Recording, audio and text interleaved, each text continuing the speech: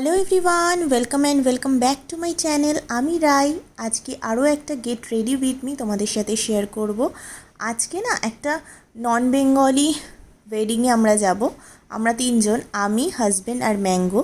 তো আমি ভাবলাম যে না, আজকে সেই বিয়ের পর যখন আমরা ফার্স্ট পুরী গেছি, যেটা হানিমুন বলতে পারো, তো ওখানে আমি এই চূড়াটা পরে গিয়েছিলাম। তো এই চূড়াটাই পরি, আমার এত ফেভারিট, আমি এটা পরার জন্য অপেক্ষায় থাকি। তো সেই তখন পরেছিলাম আর এই জাস্ট আজকে পরলাম।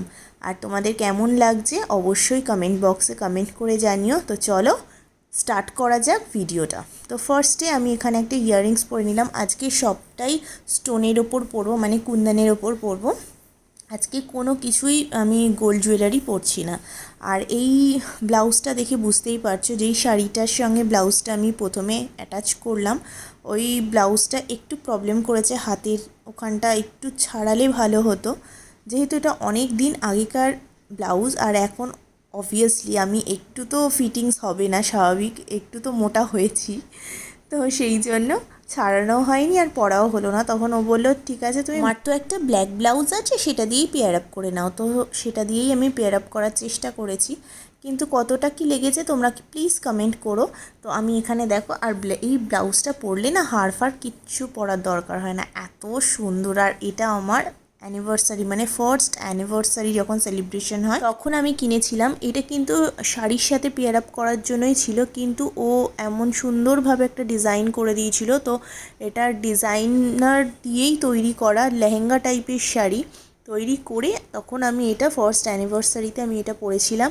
আর ভীষণ সুন্দর, ভীষণ। তোমাদের সাথে অবশ্যই আমি একটা ফটো সেই সময়কার অ্যাটাচ করে দেবো। তখন আমি অনেকটাই, মানে এতটা হেলদি ছিলাম না, যেহেতু প্রেগনেন্সির পরে একটু তো থাকবোই, তো সেটা কমাতে পারছি না, চেষ্টা করছি এখন। তো যাই হোক, এইসব এখন ছাড়ো। তো আমি স্কিন কেয়ার আমার ডান হয়ে গেছে একদম।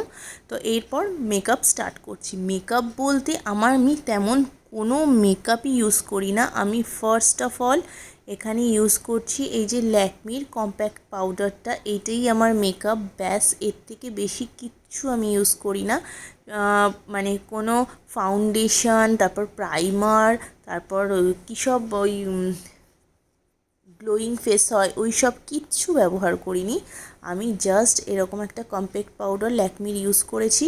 তারপরে হ্যাঁ, ব্লাশ ইউজ করব, দেখে নাও পরপর আমি যা যা ইউজ করব তোমাদের সাথে তো শেয়ার করবই। তবে হ্যাঁ, যাই মেকআপ ইউজ করো না কেন, স্কিন কেয়ারটা ভীষণভাবে ইম্পর্টেন্ট।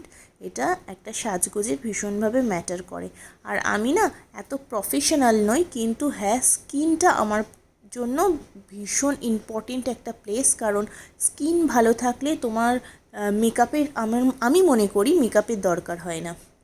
তো যাই হোক, আমি ওই আগের দিনের মতনই জাস্ট একদম হালকা করে ব্লাশ, সামান্য একটু হাইলাইটার, একটু লিপস্টিক, আইলাইনার, কাজলটা পরিনি, কারণ কাজলটা পরলে না একটু, এখন যে পরিমাণে গরম, ঘেটে গেলে চোখটা পুরো কালো লাগে, চোখের নিচটা। এমনি আমার আন্ডার আই এরিয়া ডার্ক সার্কেলে পুরো ভর্তি। তারপর লিপ লাইনার দিয়ে লিপের আউটলাইনকে একটু ড্র করে নিলাম। তারপর একটা রেড লিপস্টিক পরবো আজকে, জানো তো, অনেক দিন পর, মানে অনেক বছর পর আমি একটু রেড লিপস্টিক পরছি। কারণ রেড লিপস্টিকটা সবসময় সব জায়গায় মানায় না, আর আমিও সবসময় পরতে ভালোবাসি না, আমি নিউড কালারটাই বেশি পছন্দ করি। কিন্তু রেডটা স্পেসিফিক কোনো অনুষ্ঠানে আমি পরি, বিশেষ করে ব্ল্যাক যদি রাতে পরি কোনো ড্রেস বা কোনো শাড়ি, তো তার সঙ্গে আমি চেষ্টা করি একটু রেড লিপস্টিক রাখা। যেহেতু চূড়াটা রেড, সেই জন্য আমি ভাবলাম যে রেড লিপস্টিক পরাই যেতে পারে। তো আমি যে ব্লাশটা ইউজ করেছিলাম কালে সুগারে, সেই ব্লাশটাই একটুখানি আর কি চোখের ওপরেও আইলিডে দিয়ে নিয়েছি। আর একটু সিঁদুর পরে নিয়েছি, ভরে ভরে সিঁদুর পরে নিয়েছি। প্রথমে ভাবলাম যে চুলটা কত কী, চুল বাঁধা নিয়ে আমার ভীষণ প্রবলেম হয়, কারণ কোথাও গেলে এইটা একটা বিশাল বড় টাস্ক, আর আমি চুল একদম বাঁধতে পারি না। তো যাই হোক, এক সাইডে এইভাবে ভেবে নিলাম, কিন্তু পরে দেখো অ্যাট লাস্ট মোমেন্টে আমি কি করি। তো যাই হোক, এখানে এই হলো আমার শাড়ি। এই শাড়িটা আমার ভীষণ পছন্দ। এটাও আমাকে ফার্স্ট টাইম কিনে দিয়েছিল এই শাড়িটা, ফার্স্ট। তো এই শাড়িটা আমার ভীষণ পছন্দের। তো তখন একবার পরেছিলাম, আর এই সেকেন্ড টাইম পরলাম। কেমন লাগছে জানি না, চুলটাকে অ্যাজ ইউজুয়াল যেইভাবে রাখি সেইভাবেই রেখেছি। আজকের ভিডিওটা এই পর্যন্ত, নেক্সট ভিডিওতে দেখা হচ্ছে, বাই।